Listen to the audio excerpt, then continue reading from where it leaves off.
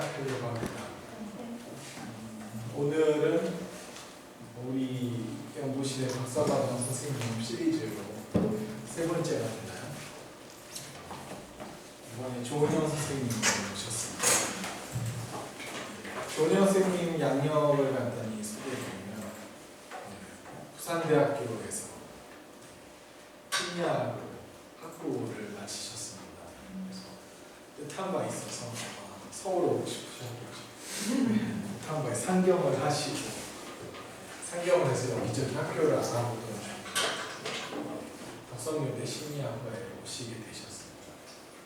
당시로서 참 힘든 선택이었을 텐데 그 시절에 어떻게 공부를 하셨는지 이런 거에 대해서는 차차 들어보도록 하고요.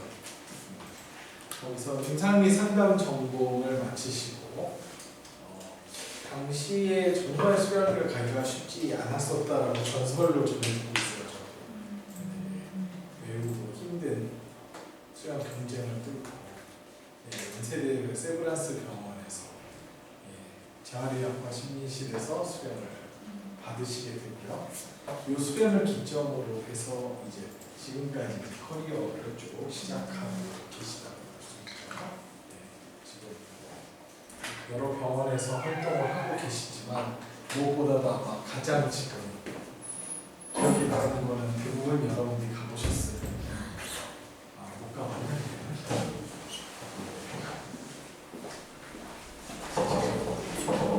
부산에 지금 개인 연구소를 차리셨고요. 점점 지금 세팅을 하고 복합 문화 공간으로서 기능을 하고 있어요. 기존에 많은 상담센터나 연구소들이 그냥 정말 상담센터나 교육기관적인 성격을 가지고 있었다면 지금 아주 복합 문화 공간으로서 영상 제작부터 시작해서 음악 감상, 독서, 케이터링 모든 것이 가능한 심지어 옥상에서 바베큐 같은 거 할 수 있는 문화 공간을 지금 만들어 주셨습니다. 향후에 이제 한국의 재활의학용, 재활의학용의 새로운 신경심리 평가 체제를 개발해서 보급하는데 상당히 큰 비전을 가지고 계신 선생님이시기도 합니다. 조은영 선생님 박수. 네, 감사합니다. 일단 주제는 제가 이제 저희 하늘 쪽이 브레인 쪽이고 오늘 주제는 아주 이렇게 어렵다기보다는 편하게 접근할 수 있는 그런 부분입니다. 우리 여러 책을 보면 뇌를 고칠 수 있다. 이렇게 하면은 뇌가 좋아진다. 이런 뇌 책들이 많죠. 최근에도 제가 이거를 의도적으로 좀 제목을 쓴 게 당신은 뇌를 고칠 수 있다라는 책이 베스트셀러에 올라서요. 이런 걸 봤는데 또 비슷한 그런 뇌 책이었는데 이런 책들이 다 거의 웰빙에 대해서 얘기를 해요.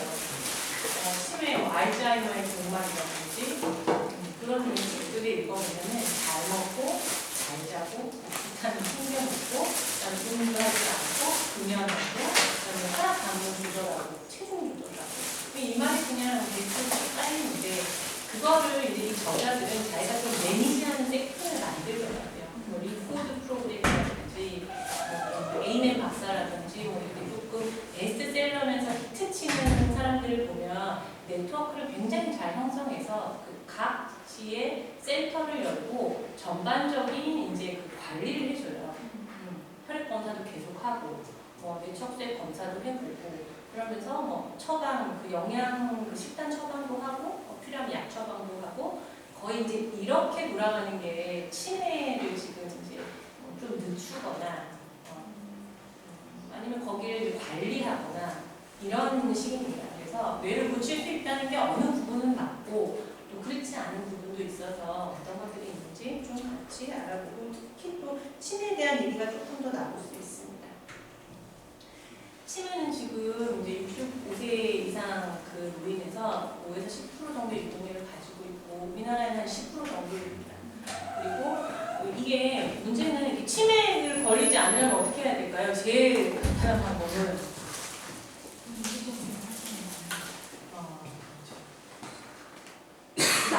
먹으면 이게 알츠하이머는 안 늙으면은 되는데 제가 이걸 이제 좀 노인분들 있는 데서 얼마 전에 강의를 했는데 굉장히 무섭죠. 어떤 분이 소문 들으더니 빨리 죽으면 돼요. 이런 거예요. 근데 그 말이 사실 틀린 말은 네.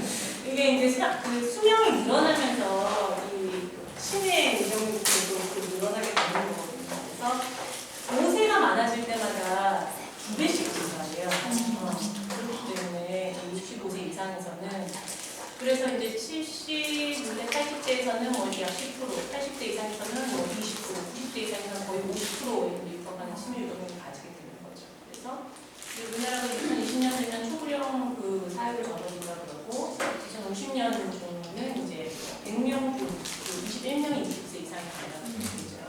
굉장히 높습니다. 이 자체가. 이 이제 메디컬 의학 기술이 발달하면서 수명은 계속 길어지게 되는데 이 이제 알츠하이머가 어떻게 생기는지 그냥 간단히 말씀드리면은 뇌에 그 아밀로이드 전구 단백질이라는 게 있어요. 이 단백질은 그냥 있을 때는 이제 그 약간 신경들을 연접해주는, 이어주는 그런 역할을 하는 건데 이 아밀로이드에서 이제 그 베타 아밀로이드라는 게 생겨요. 이 베타 아밀로이드가 이제 중간에 딱 쪼개지면서 분해가 돼야 되는데 이 베타 아밀로이드가 중간이 안 쪼개지고 양옆이 그냥 이렇게 쳐 나가면서 이 이제 양옆에 쪼개진 베타 아밀로이드들이 자꾸 붙어요. 붙어서 이게 이렇게 탱글이라고 하거든요. 다발을 만들어 버려요. 그래서 여기서 자꾸 이제 이 먹으려고 여기서 세포들을 해가지고 이게 커지면서 옆에 신경을 누르기도 하고 다른 신경들을 끊어먹기도 하고 이렇게 돼요. 그래서 치매가 나타나고 이게 하나가 이제 베타아밀로이드고 하나는 타우 단백질이라는 건데 뇌 속에는 이게 고속도로 같은 신경이 많이 축이 있거든요. 거기에 이제 여러 가지 물질들이 이제 지나가게 되는데 타워 단백질이 그 고속도로를 이렇게 딱 받쳐주는 역할을 하는 그런 단백질인데 타워 단백질이 이상이 생겨서 자기들끼리 끊어지거나 옆에 신경을 차단하거나 그래서 일단 이 두 가지 단백질이 제일 큰 문제를 일으킨다고 하는 그 요소고 아직 정확하게 100% 알츠하이머에 대해서 밝혀진 거는 아니에요. 그런 것들이 있다 하고 아직 연구 단계에 있는 중입니다. 그래서 치매가 이제 계속 늘어나고 있다. 그래서 이제 그 정부에 들어오면서 국가가 책임지겠다 해서 여러 가지 이제 사업들이 시행되고 있고 실제로 제가 봐도 뭐 이전과 비해서 2, 3년 그 기간 동안을 보면은 치매 센터도 많이 생기고 집에 이렇게 전단지 날라오는 거 같은 거 가고 검사도 해준다고 오라고 이런 거 많이 있고 실제로 검사도 받으러 가시는 것 같아요. 치매, 중앙치매 센터라는 사이트에 들어가면은 실제 오늘 지금 치매 진단 받은 사람이 얼마인지가 이제 나와요. 근데 이건 이제 그 실제 유병이랑은 다를 수가 있는데요. 이건 이제 제가 오늘 아침에 10월 16일 뭐 오전 1시 미팅을 했을 때 이렇게 된다. 이렇게 나오거든요. 매일 업데이트 되고 있고요. 그래서 이제 치매가 왜 이렇게 문제냐 봤더니 이 옆에는 치매 인식도 조사인데요. 나이가 들면서 만 60, 69세로 가면서 가장 두려워하는 질병 1위가 치매가 돼버려요. 처음에는 이게 19세, 24세는 암이거든요. 암이 계속 먹다가 이제 50에서 59세를 기점으로 가장 내가 걸리기 싫고 두렵고 힘들다고 여겨지는 병이 치매인 거예요. 그래서 이 인식 자체가 치매는 왜냐하면 이제 보호자병이라고 그러죠. 치매 걸리면 본인은 모르잖아요. 그냥 폭렬 단계에 되면 보호자가 굉장히 어렵고 그 병을 그 기간이 굉장히 길고 비용도 많이 들고 그래서 이 질병에 대한 인식 자체가 상당히 포비아라고 할 정도로 나이 드신 분들에게는 어렵게 여겨지는 것 같습니다. 그러면 이게 치매는 어떻게 되는지 치매 자체가 이제 여러 가지 증상들을 보이는 그런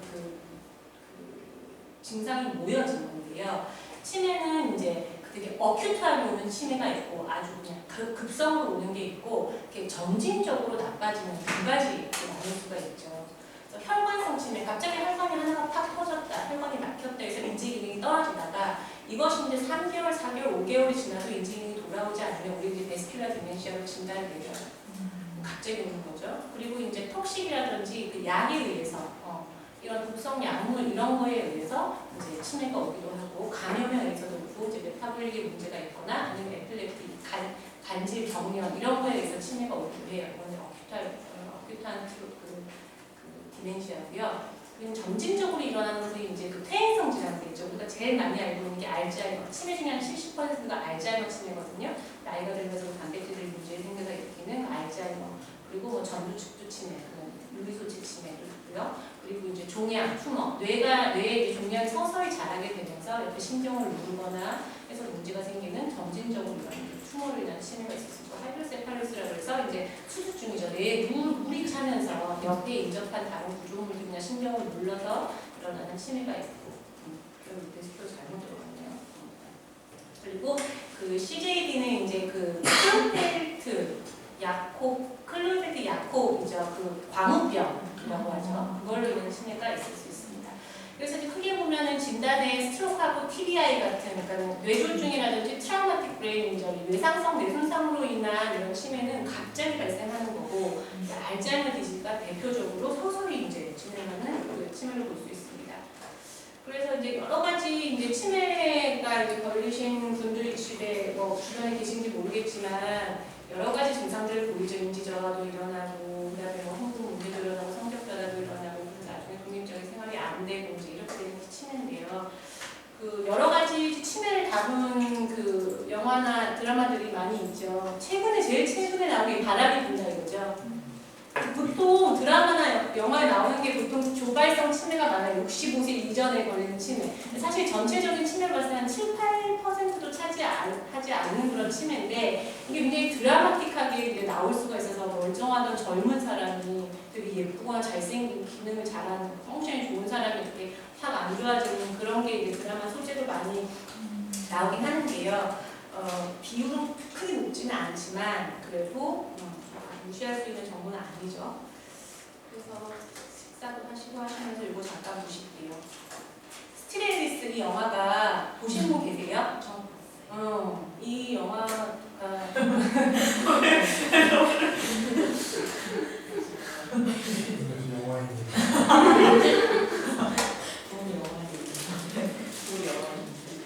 한 여성이 연소를 준비하고 한 여성이 연소를 준비하고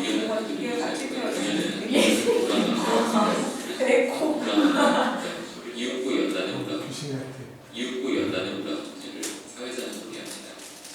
이거 나레이션 하는 사람도 정신과 의사예요. 그래서 되게 컨텐츠도 괜찮아요. 이제는 조발성 알츠하이머병을 앓고 있습니다. Please welcome Alice Helen.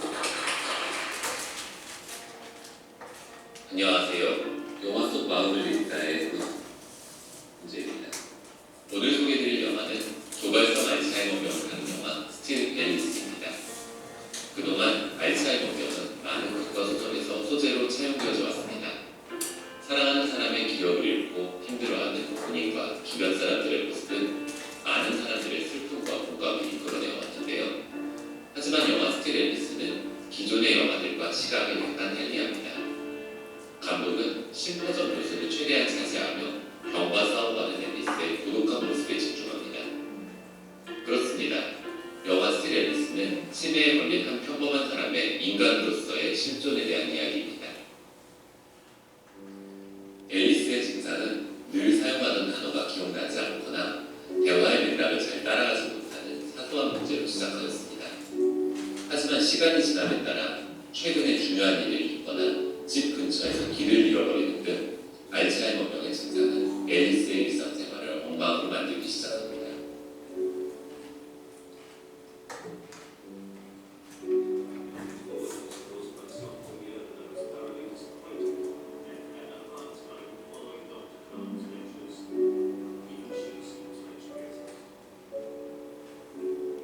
영화에서 그려지는 알츠하이머병에 대한 묘사는 실제 병의 증상을 매우 잘 반영합니다. 많은 알츠하이머병 환자들이 이전에는 쉽게 할 수 있었던 일들을 갑자기 할 수 없게 되어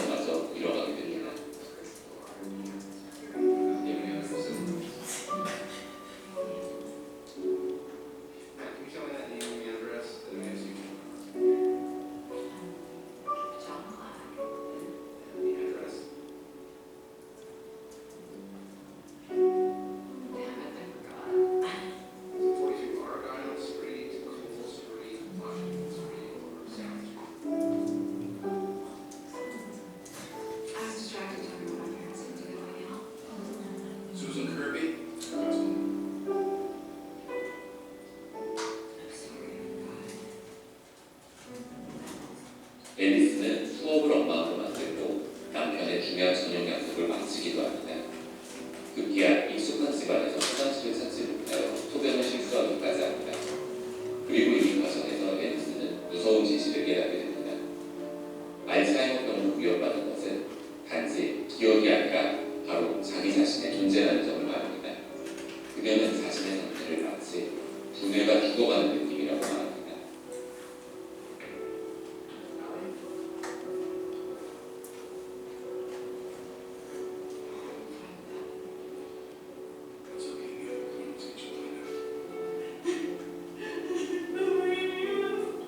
알츠하이머병에서 기억력의 소실만큼이나 중요하면서도 의외로 잘 알려져 있지 않은 증상이 있습니다.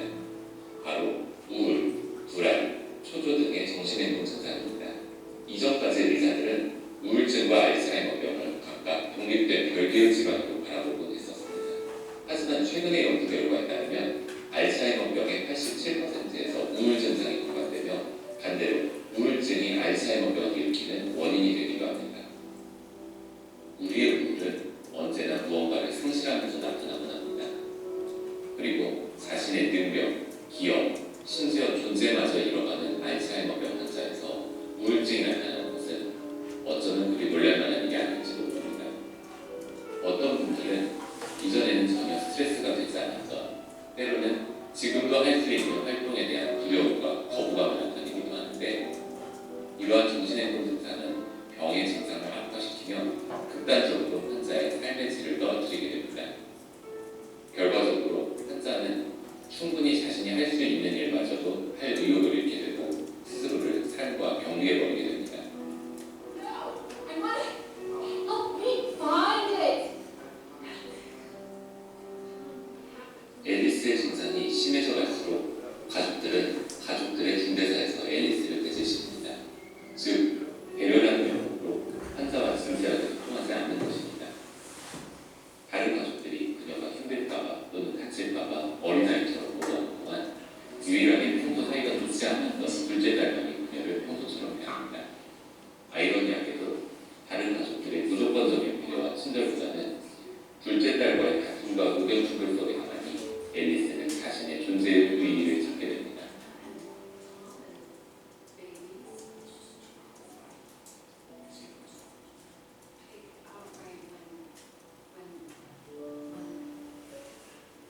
딸의 격려에 힘입어 앨리스는 알츠하이머 병원에서 알츠하이머병을 앓고 있는 한 명의 환자로서의 연설을 준비하게 됩니다.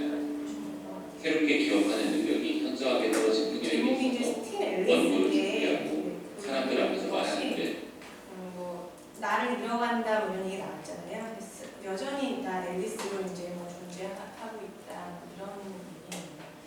실제 이 증상과 유사한 부분들이 많이 있어서 좀 보여드릴게요.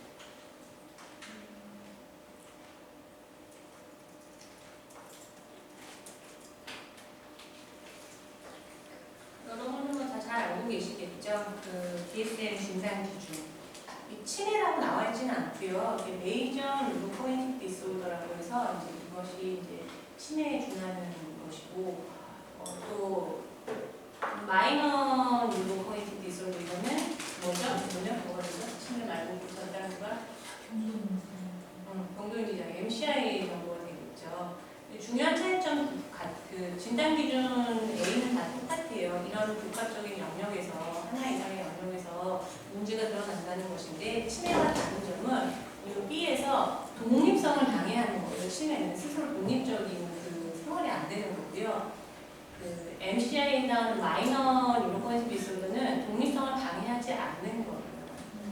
그래서 이거는 그래도 혼자 스스로 생활을 할 수 있는 그런 정도로 알고 계시면 되겠습니다. 그래서 보시면 이제 이게 아이들 코그니티브 임플란트가 지속되고 있다가 그리고 이제 시간이 여기 한 4, 5년 정도로 보는데 이제 되는 사람들과 안 되는 사람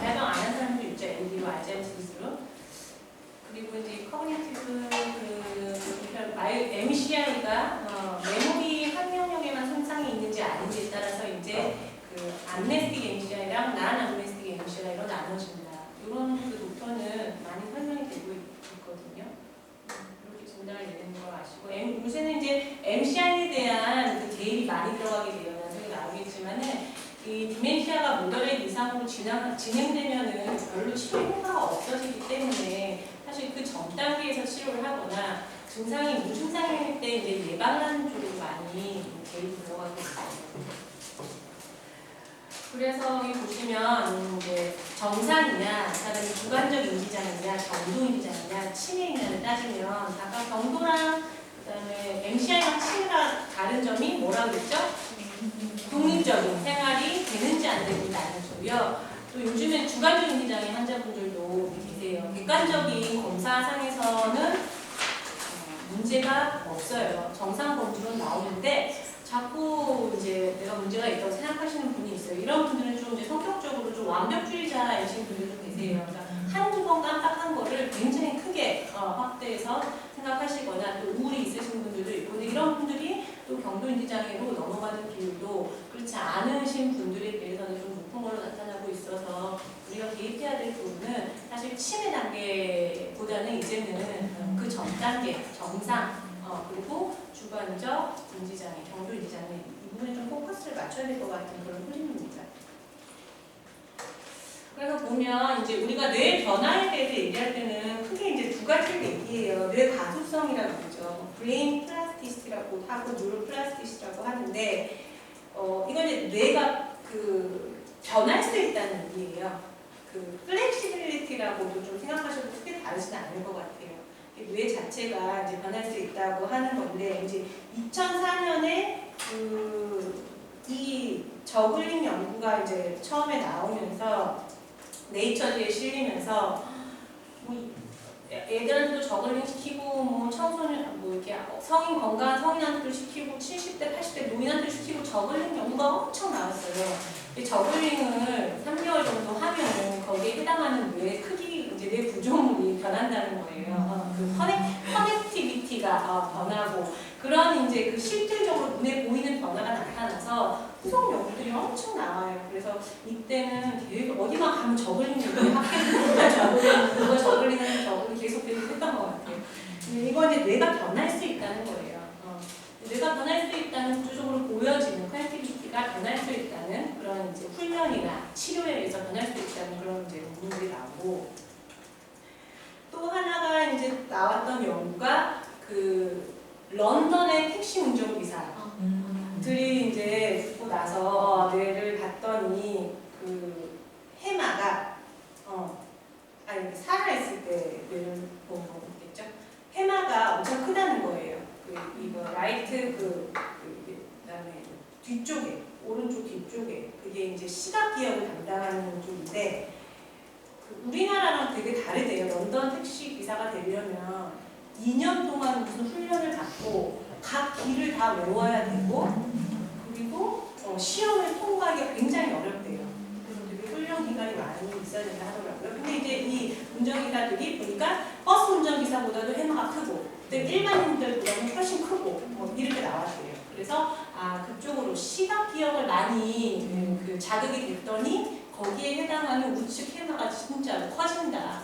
이제 이 되게 좀 재미있고도 신기한 연구가 나오면서 이 플라스티시티에 대한 연구들이 이제 줄이어서 많이 쭉쭉 나가게 됩니다.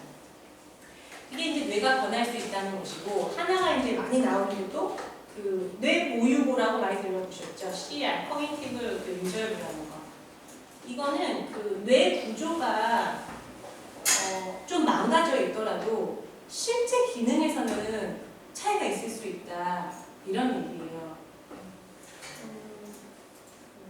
보면 이 신현인 얘기가 있는데요. 넌스터디라고 이것도 학교 가면 좀 단골로 많이 나오는 얘기인데 그 미국에서 1980년대부터 지금까지 계속 이어지고 있는 그 치매에 관한 연구가 있어요. 근데 이 신현인들이 돌아가시면 뇌를 기증해서 그 뇌를 쪼개보는 알츠하이머의 100% 이제 데피니트한 진단이 나오려면 일단 뇌를 쪼개봐야 나오는 거거든요. 그래서 이 수녀님, 메리라는 수녀님인데 이 수녀님이 말리사 수녀님인데 104세에 돌아가셨대요. 근데 돌아가시기 1년 전에 신경심리 평가를 했는데 노말도 나온 거예요. 그리고 혼자 돌아가시기 얼마 전까지만 해도 저렇게 뜨개질을 하시고 ADA 다 됐어요. 혼자 너무 기능을 잘 하시는 거예요. 거의 뭐 건강한 60대 70대 할머니들처럼.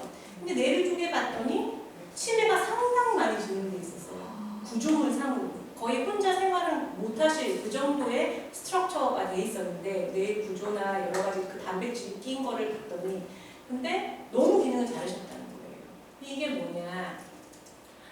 그 이제 옆에 이렇게 제가 별을 그려놨잖아요. 여기 보면은 그 해에 흉년이 들더라도 그 전에 농사를 잘 해가지고 이제 창고에 비축을 해놓으면은 흉년일 때 그걸 야금야금 꺼내서 먹어서 쓸 수 있다는 거예요.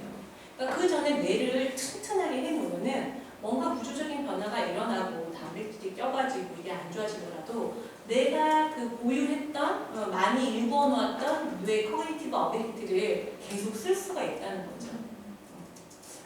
뭐 부자가 많이도 3년은 간다? 뭐 이런 것도 약간 비슷하잖아요. 뭔가 내가 인지적으로 많이 쌓아놨던 사람들은 그걸 비축한 거를 그 구조적으로 망가지고 떨어지고 에이징이 진행돼도 쓸 수 있다. 좀 이렇게 톨러런스의 개념이죠. 내가 계속 좀 이렇게 버티고 있을 수 있다. 그런 개념이에요.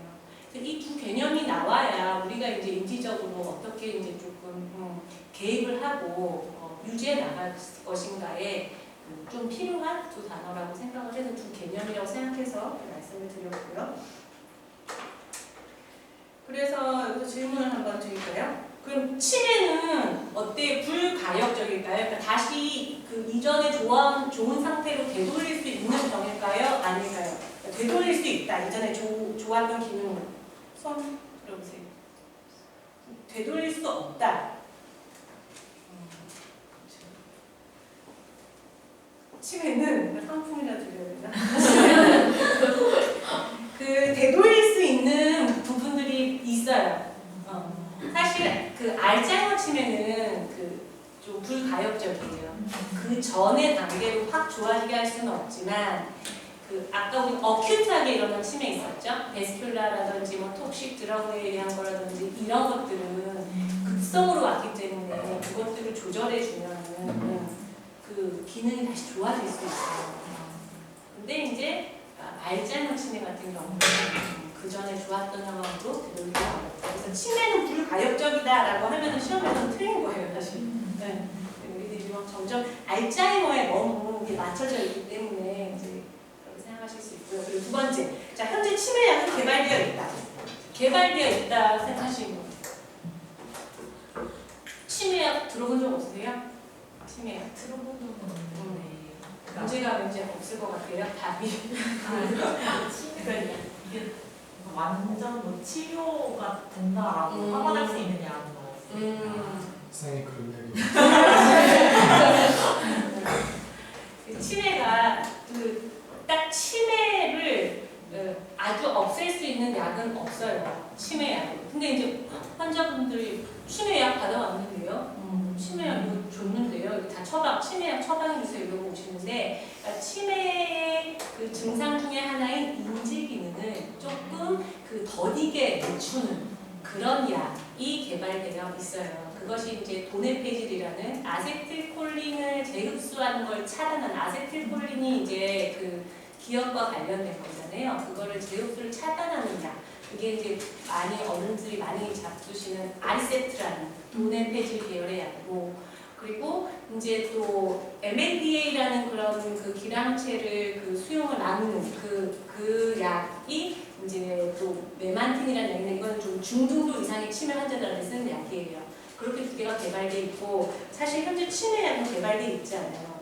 굉장히 많은 화이자 같은 데에서는 수조를 들여서 2012년에 존슨앤존슨이랑 같이 신약을 개발을 하려고 시도를 했어요. 수조가 들어갔어요. 근데 2년 있다가 포기했어요. 안 만들겠다. 그리고 2년 전에 화이자가 다시 수조를 들여서 다시 이제 개발을 시작했어요. 근데 임상 3상에서 세 번째 단계에서 포기를 했어요. 그리고 이 로이반트라는 큰 회사도 2016년도에